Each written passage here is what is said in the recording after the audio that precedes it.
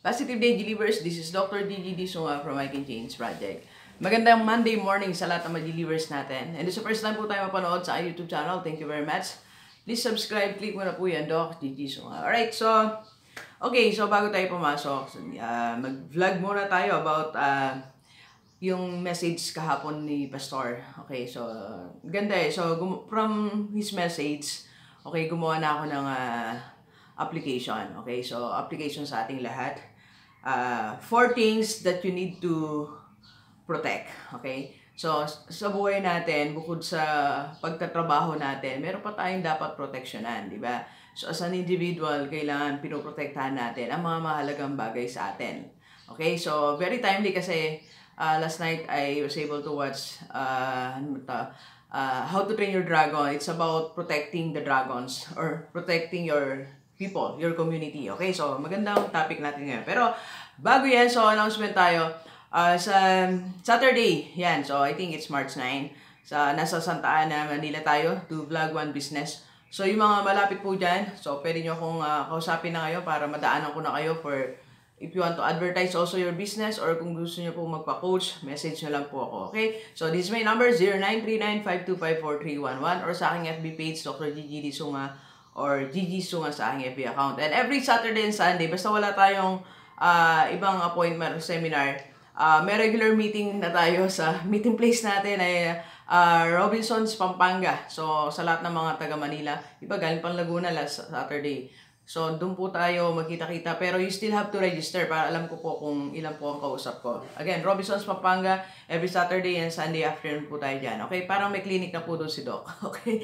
Alright. 4 things that you need to protect. Okay? So, sa buhay natin para ma-attain natin ang success or kung meron kang, nandiyan ka na sa peak ng success mo, ma-maintain natin. Di ba? Or kung wala pa, you can start the momentum para tayo maging successful by protecting these 4 things. Number 1, you need to protect your body. Yeah. So, protektahan natin from any harm, from mga bagay na makakasira, di ba, sa katawan natin like vices or yung mga lifestyle na hindi na applicable sa atin. Kaya meron tayong lifestyle check. So, yung lifestyle ba natin ay fit pa sa katawan natin or na-harm na yung katawan natin? Like, too much exposure sa mga sa TV, sa mga Korean novela, sa mga estudyante, sa mga games na nandiyan na si Momo, no? So, let us protect our body from addiction also, di ba? So, there are different types of addiction. Ito yung mga bagay na hindi mo na pwede, hindi mo gustong palampasin, like you are into always soft drinks, coffee, like me. So, may mga ganon. So, let us protect our body, okay, from addiction and other things na makaka-harm, alright? And also, let us protect our body from engaging into sin na alam natin na in the end, makukurap lang tayo. It will not give any benefits to us, but to harm our body, alright? So, yun yung una, protect your body in order for you to become successful, in order for you to do your mission in life, and in order for you to become happy, right? And second, you also need to protect your money. Okay, so protektahan din natin yung meron tayo. Yun yung mga sinasabi nila na iwas scam tayo. So bago tayo maglabas ng pera, we need to check everything, di ba?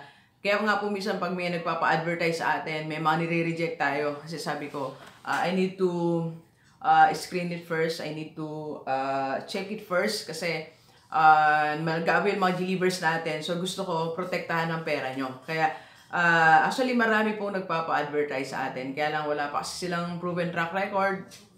Second, check ko legal ba yan? So something like that. Okay? So you also do the same to your money. So you have to protect your money. Parang kagabi may kinotes ako. So nag-invest sa ganitong lugar, sa ganitong place. Sabi ko, you have to monitor. Okay? So, i-monitor natin. Kung nakapag-invest ka na sa iba't ibang company o iba-ibang tao, so you have to make sure, you have to check, monitor, evaluate. So, mag-follow up kung what's happening para alam nila that you are aware. Okay? You are aware. You're giving warning. You're giving signal na hey, that's my money and that has to be protected. Okay? So, doon sa mga mag-start pa lang, maglabas ng pera for business partnership, dapat tingnan nyo rin kung mabuti your business partner, capable ba siya, wala ba siyang bisyo, maayos ba yung buhay niya. For me, that's the prerequisite. Pag maayos ang buhay niya, okay. There's a chance na, of course, magiging maayos ang inyong business. Pero kung if not, delikado. Okay? So, you have to check first. Alright? So, including sa yung pagbibigay natin sa yung too much na pagbibigay, di ba? Sabi nga natin, yung mga previous lessons ko, you have to enjoy your money first. Okay?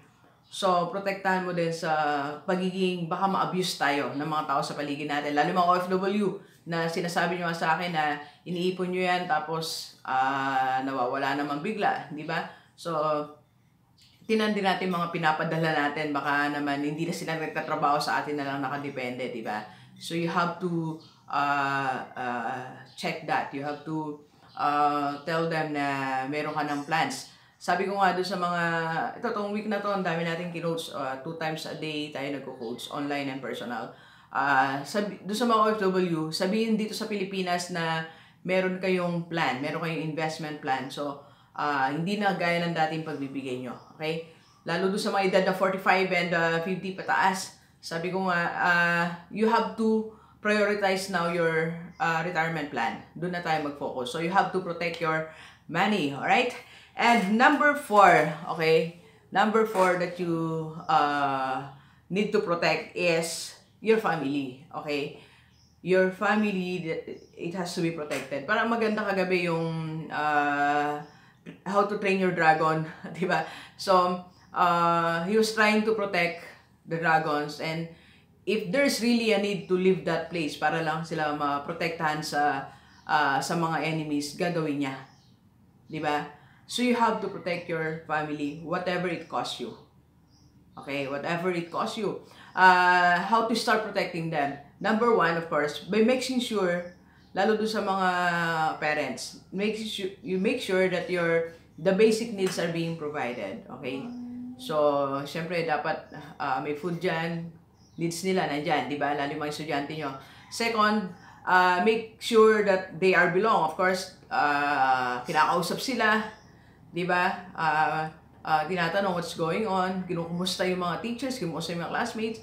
Pag nagsiseminar ako sa mga schools, sinatanong ko yung mga parents, alam niyo po ba, kilala niyo po ba kung sino advisor ng inyong mga anak? Alam niyo sa siguro mga audience kong 500, ilan lang yung nagtataas ng kamay. Kasi nga hindi nag-uusap. Hindi nga alam kung sino advisor. Hindi alam kung ilan ng subjects ng anak nila. Hindi rin alam kung ano yung mga schedule. Di ba, inuula na lang uwi ng anak. Pag umuwi ng maga, sabihin, naghating ka no. Pag uwi naman ng late, naggala ka no. So, it's because we're not talking, hindi natin sila kinakausap. So, you have to, lalo yung mga parents, you have to protect your family. You have to know aside from providing the basic needs, providing love and belongingness, you also have to know yung mga nasa paligid nila kung sino sila. If you want to know their friends, so mag-invest ka ng 1,000 pesos. Paano yun, Doc G? Then, magluto ka ng pansit, tapos sabihin mo, invitahin mo mga kaibigan mo para kasi birthday ni ganito. Okay? So, pag definitely may invite niya, yung mga close friends sa kanya. So, pag dumating, investigahan mo na isa-isa. Sino may tato, sino gumura. Di ba? After that, kausapin mo anak mo. So, anak, ito nakita ko, punong-puno ng mga hikaw, ng mga ano. So, there's warning. You have to protect them. Hindi yung too late na para natin sabihin na sana hindi ka nakipagkaibigan doon. Hindi mo naman sinabi, di ba? Wala kang advice. So, it's important for us na protektahan yung family natin from yung mga padating na harm sa kanila, mga padating na mga danger sa buhay natin. Di ba How to Train Your Dragon, di ba? So, padating pa lang, plan talaga on how to be protected lahat ng kinasasakupan niya. Okay? So, that's third, alright? Protect your family. Provide the basic needs. Kaya dapat walang parents. Sabi ko nga lagi, dapat walang parents na walang trabaho ba? Yung matamad. Hindi pwede kasi pag you can't provide the basic needs, chances are, hanap sa iba. And then that's the start. Baka masamantala sila. Lalo yung mga estudyante niyo pong mga anak. Okay? And also once in a while, you visit their school. Puntahan. Diba? So, surprise them na hindi naman para hulihin sila. Just to talk to the advisor, to the principal, to the subject teacher. Kumusta? Baka may mga indicator na sobrang nalulungkot na sila o may problem sila na hindi makapag-open. So, you can know informations. And also, one is, once in a while, you surprise them like, dala ng McDo, di ba? Pwede naman yun eh. Dala ng McDo sa school, biglang bigyan ng note, ang notebook. Pagbukas niya, ay wow, galing ni nanay, ni mami, oh. May note, anak, I love you. Or something like they feel they belong to the family and they will feel na mahal natin sila. Right? And number 4, you have to protect also the sources of your income. Very important, you protect the sources of your income. If you are employed, you have to protect that company. How are you going to protect that company or that school? You can protect that by doing your tasks. Okay? Yung maliit na contribution mo sa kumpanya mo, okay, malaking impact nun sa operation ng company. In that way, if you are performing well, you are protecting your company. Dahil nakaka-deliver kayo what is expected to you. For example, like in my case, school. Kung ikaw ay teacher, you can protect that school by teaching the contents that you need to teach. By doing the tasks that are expected from you. Last week, nagtuturo po ako ng the teaching prof, okay? So, discuss namin mga role ng teachers. Hindi lang yung during the class, but also after the class and during events of the school, activities, meron tayong responsibilities, mga teachers. You have to deliver that. Kasi pag hindi mo ginawa yan, may nangyari sa estudyante, in that way, you are not protecting your school.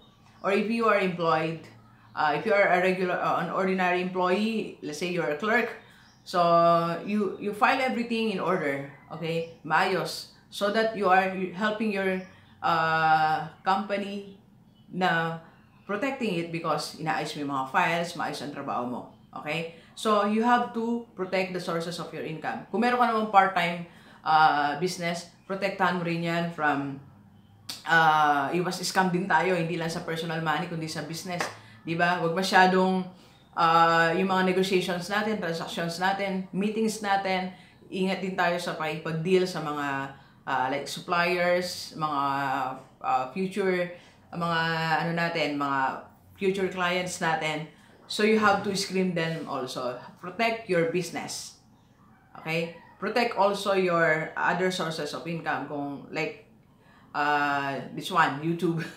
So, I'm protecting it by making sure na lahat ng mga ina-advertise ko ditong business maayos. And then, that's one way of protecting it.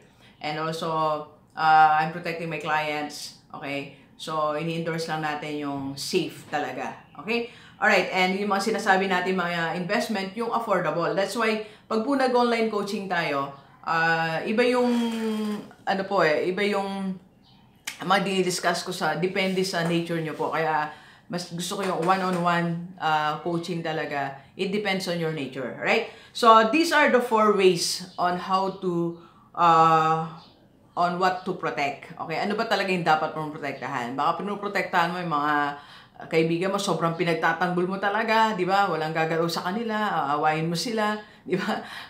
Pero nalilimutan natin, protektahan ang sarili nating family, sarili nating katawan, sarili nating pera, di ba? Yung iba, pinagtatanggol natin, pero sarili natin, hindi natin napoprotektahan. And also our sources of income na napakahalaga because yun yung bread and butter natin. So, it's important that you have to protect them. Okay? So, alright. Kung meron kang questions like, Doc G, hindi ko nga alam paano protektahan, sarili ko pa lang eh, di ba? O wala akong finances to protect. Wala akong pera talaga, Doc G, na protektahan. I was just starting. So, I can help you. Or, sobrang dami ng pera mo, di mo maprotektahan. Kasi dalawang klase po kino-coach ko. Isang, sobrang dami ng pera, millions talaga. And, yun namang talagang striving, surviving, how to, paano makangat sa buhay. So, yan po ang ating mga kino-coach. So, either way, you can call me, 0939-525-4311. Yan, note ko yung number ko. And see you sa Manila, sa Taana, Manila. So, lahat ng mga delivers natin hanggang SM North, kaya kung po kayong puntahan this coming Saturday. And Sunday, nasa Robinsons, Pampanga tayo. Mag-message lang kayo if you're going there. Simula tayo para ako may clinic, 1:00 hanggang 9 p.m. Alright, so thank you very much, delivers. Enjoy the rest of the day and let's go, let's go!